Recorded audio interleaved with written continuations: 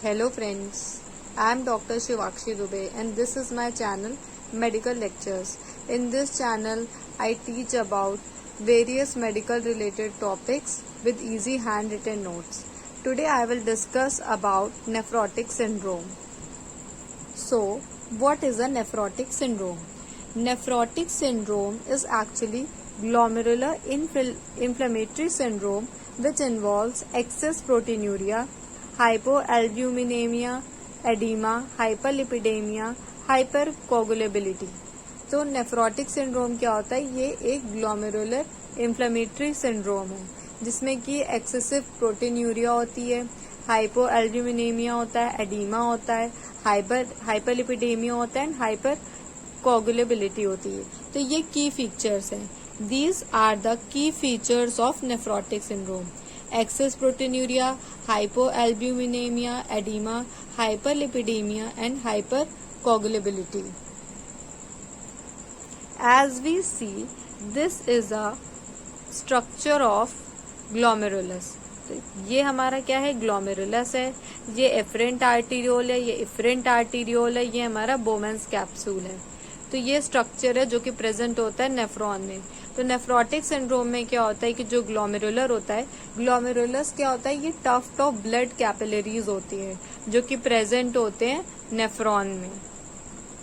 सो efferent arteriole जो होता है वो ब्लड ग्लोमेरुलस तक ले जाता है, फिर वो ग्लोमेरुलस से ब्लड जो है इफरेंट आर्टीरियोल के थ्रू से निकल जाता है.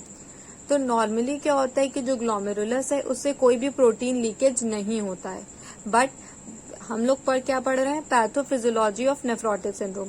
तो नॉर्मली क्या होता है कि no protein leakage from glomerulus. But जब पैथोफिजियोलॉजी ऑफ नेफ्रोटिक सिंड्रोम पढ़ेंगे तो नेफ्रोटिक सिंड्रोम में क्या होता है कि इन्फ्लेमेशन की वजह से, कॉम्प्लीमेंट एक्टिवेशन की वजह से, कोई भी किडनी रिलेटेड डिसऑर्डर हो या ग्लोमेरुलर डिजीज हो, मिनिमल चेंज डिजीज हो सकती है किडनी की, इम्यून सिस्टम की वजह से, इन्फ्लेमेशन की वजह से, डायबिटीज की वजह से या कोई भी अदर डिजीज या पैथोलॉजी की वजह से अगर ग्लोमेरुलस डैमेज हो जाता है, मेनली क्या होता है? इन्फ्लेमेशन एंड कॉम्प्लीमेंट एक्टिवेशन होता है जिसकी वजह से जो पोडोसाइट्स होते हैं ये सेल्स होते हैं जो कि प्रेजेंट होते हैं ग्लोमेरुलस में. तो पोडोसाइट सेल्स जो होते हैं वो डैमेज हो जाते हैं एंड इसकी वजह से क्या होता है? नेफ्रोटिक सिंड्रोम होता है. सो नेफ्रोटिक सिंड्रोम में क्या होता है कि इन्फ्लेमेशन की वजह से, कॉम्प्लीमेंट एक्टिवेशन की वजह से जो पोडोसाइट सेल्स होते हैं जो कि प्रेजेंट होते हैं ग्लोमेरुलस में वो डैमेज कर जाते हैं जिसकी वजह से प्रोटीन लीकेज होने लग जाता है. नॉर्मली जो फंक्शन होता है पोडोसाइट का वो क्या होता है कि लीकेज ऑफ प्रोटीन को प्रिवेंट करना. नॉर्मली जो क्या होता है पोडोसाइट जो होता है वो प्रिवेंट करते हैं लीकेज ऑफ प्रोटीन को. बट नेफ्रोटिक सिंड्रोम में क्या होता है कि जो पोडोसाइट्स होते हैं उनमें डैमेज हो जाता है. कोई भी पैथोलॉजी मैं बता चुकी हूँ, इम्यून सिस्टम के में कॉम्प्लीमेंट एक्टिवेशन की वजह से, minimal change disease of kidney की वजह से, इन्फ्लेमेशन की वजह से, डायबिटीज या किसी भी अदर पैथोलॉजी या इन्फेक्शन की वजह से अगर डैमेज हो जाते हैं पोडोसाइट्स तो उसकी वजह से जो प्रोटीन है वो पास करने लग जाते हैं थ्रू बोमेंस कैप्सूल एंड यही प्रोटीन अपीयर करते हैं यूरिन में. तो नेफ्रोटिक सिंड्रोम में क्या होता है कि पोडोसाइट्स डैमेज हो जाते हैं which allows proteins to pass through Bowman's capsule and this protein appears in urine.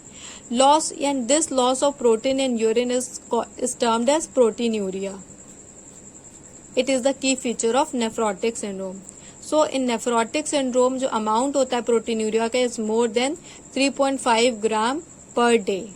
That is जो amount होता है प्रोटीन लॉस का वो more than 3.5 ग्राम पर डे होता है. तो ड्यू टू प्रोटीनूरिया क्या होता है कि जब प्रोटीनूरिया होगा तो प्रोटीन लॉस होगा एंड जो loss of major protein occurs from blood into the urine. Proteinuria की वजह से जो मेजर प्रोटीन्स होते हैं उनका लॉस ऑफ ब्लड उनका लॉस हो जाता है ब्लड से यूरिन में. तो जो मेजर प्रोटीन्स है जो कि अपीयर ड्यू टू प्रोटीनूरिया क्या होता है कि जो मेजर प्रोटीन्स हैं उनका लॉस हो जाता है from blood into the urine. तो अब हम ये देखेंगे तो the major proteins which appear in urine, कौन कौन से इम्पोर्टेंट या मेजर प्रोटीन जो कि अपीयर होते हैं यूरिन में. वो फर्स्ट नंबर पे एल्ब्यूमिन है, सेकेंड नंबर पे इम्यूनोग्लोबुलिन्स है एंड थर्ड नंबर पे एंटी थ्रोम्बिन थर्ड है. These are the major protein जो कि लॉस हो नाउ अब हम ये देखेंगे कि ये जो मेजर प्रोटीन लॉस हो रहे हैं नेफ्रोटिक सिंड्रोम में यूरिन के थ्रू, तो उसकी वजह से क्या क्या फीचर्स हमें देखने को मिलेंगे। अगर एल्ब्यूमिन जो है, अगर एल्ब्यूमिन लॉस हो जाएगा तो उसकी वजह से क्या होगा कि प्लाज्मा ऑन्कोटिक प्रेशर जो होता है वो डिक्रीज कर जाएगा, और अगर ऑन्कोटिक प्रेशर डिक्रीज कर जाता है तो जो extravasation of blood into the intracellular spaces, oncotic pressure का मेजर रोल होता है, ठीक है। ऑन्कोटिक प्रेशर की मेंटेन होता है तो जो ब्लड है वो एक्स्ट्रा विजिट नहीं करता है इंट्रासेलुलर स्पेसेस में। लेकिन अगर जो एल्ब्यूमिन है वो लॉस हो जाएगा तो एल्ब्यूमिन जो होता है वो मेजर प्रोटीन होता है जो कि ऑन्कोटिक प्रेशर को मेंटेन करता है। तो अगर एल्ब्यूमिन लॉस हो जाएगा तो ऑन्कोटिक प्रेशर भी डिक्रीज कर जाएगा, जिसकी वजह से एक्स्ट्रा विजिशन ऑफ ब्लड हो जाएगा into the intracellular spaces. And इस एक्स्ट्रा विजिशन ऑफ ब्लड की वजह से, एक्स्ट्रा विजिशन ऑफ ब्लड जब होगा इंट्रासेलुलर स्पेसेस में, इसकी वजह से पेरिफेरल एडिमा देखने को मिलेगा। It is the key feature of nephrotic syndrome. Next is due to loss of immunoglobulin. अगर जब इम्यूनोग्लोबुलिन लॉस हो जाएंगे तो क्या होगा कि जो बॉडी की कैपेबिलिटी है इन्फेक्शन से फाइट करने के लिए वो डिक्रीज कर जाएगी, जिसकी वजह से क्या होगा कि इन्फेक्शन के चांसेस बढ़ जाएंगे। इम्यून सिस्टम वीक हो जाएगा तो कोई भी इन्फेक्शन होगा वो इजिली से बॉडी कैच कर लेगी। तो अगर इम्यूनोग्लोबुलिन लॉस हो जाएंगे तो इंक्रीज्ड रिस्क ऑफ इन्फेक्शन भी देखने को मिलता है नेफ्रोटिक सिंड्रोम में। थर्ड इज कि जब एंटी थ्रोम्बिन 3 भी लॉस हो जाता है तो उसकी वजह से क्या होता है, हाइपर कोगुलेबिलिटी। एंटी थ्रोम्बिन 3 जो होता है वो इम्पोर्टेंट रोल प्ले करता है कि ब्लड को कोगुलेट होने से बचाता है। लेकिन जब अगर एंटी थ्रोम्बिन 3 ही लॉस हो गया तो हाइपर कोगुलेबिलिटी की स्टेट आ जाएगी, मतलब ब्लड में कोगुलेशन के चांसेस बढ़ जाएंगे। अब ये बताया गया है कि due to the loss of protein, जब प्रोटीन का, मेजर प्रोटीन्स का लॉस हो रहा है तो लिवर डिफेंस मैकेनिज्म में क्या करेगा, वो और ज्यादा एक्सेस ऑफ प्रोटीन और लिपिड बनाएगा। तो जब liver excess of protein and lipid बनाता है तो उसकी वजह से hyperlipidaemia, that means hyperlipidaemia के मतलब क्या है कि ब्लड में लिपिड का अमाउंट जो है वो बढ़ जाता है। तो ये इम्पोर्टेंट पैथोफिजियोलॉजी देखी हमने नेफ्रोटिक सिंड्रोम में। अब हम लोग देखेंगे कि what are the signs and symptoms of nephrotic syndrome. तो सबसे पहले हमने यही बताया था कि एल्ब्यूमिन लॉस हो जाता है जिसकी वजह से ऑन्कोटिक प्रेशर डिक्रीज हो जाता है, एक्स्ट्रा विजिशन ऑफ ब्लड होता है, इसकी वजह से क्या होता है, पेरिफेरल एडिमा देखने को मिलता है।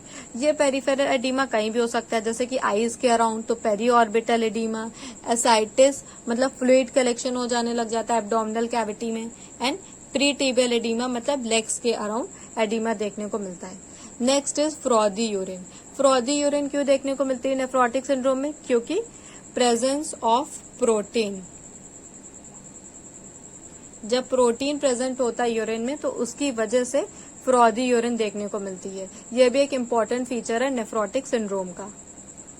सो इन शॉर्ट नेफ्रोटिक सिंड्रोम में क्या होता है कि जो पोडोसाइट सेल्स हैं उनमें इंजरी हो जाती है जिसकी वजह से उनका आर्किटेक्चर चेंज हो जाता है, स्कारिंग देखने को मिलती है, फाइब्रोसिस हो जाती है, जिसकी वजह से other matrix of deposition of matrix और अदर एलिमेंट देखने को मिलता है।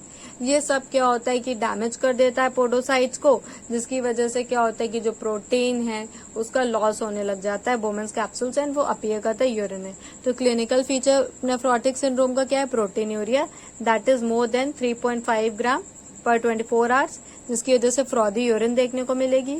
हाइपो एल्ब्यूमिनेमिया है कि भाई अगर एल्ब्यूमिन का लॉस हो रहा है तो क्या ब्लड में जो होता है एल्ब्यूमिन का अमाउंट कम देखने को मिलेगा, उसी को हम लोग हाइपो एल्ब्यूमिनेमिया कहते हैं, दैट इज 30 ग्राम पर लीटर। एडिमा देखने को मिलेगा, स्वेलिंग देखने को मिलेगी क्योंकि एक्स्ट्रा विजिशन ऑफ ब्लड हो रहा है, तो वो आईज के अराउंड हो सकता है, periorbital, ascites, pretibial and generalized fluid retention देखने को मिलेगा। These are the key features जो कि नेफ्रोटिक सिंड्रोम में देखने को मिलते हैं।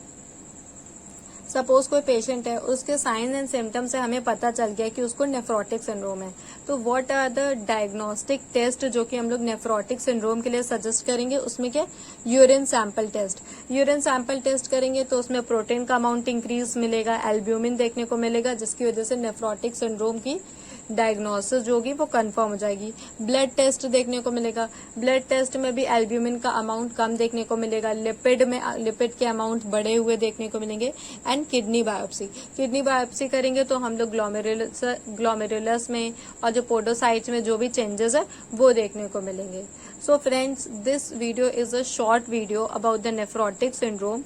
You can study this. So friends, this is a short video about nephrotic syndrome.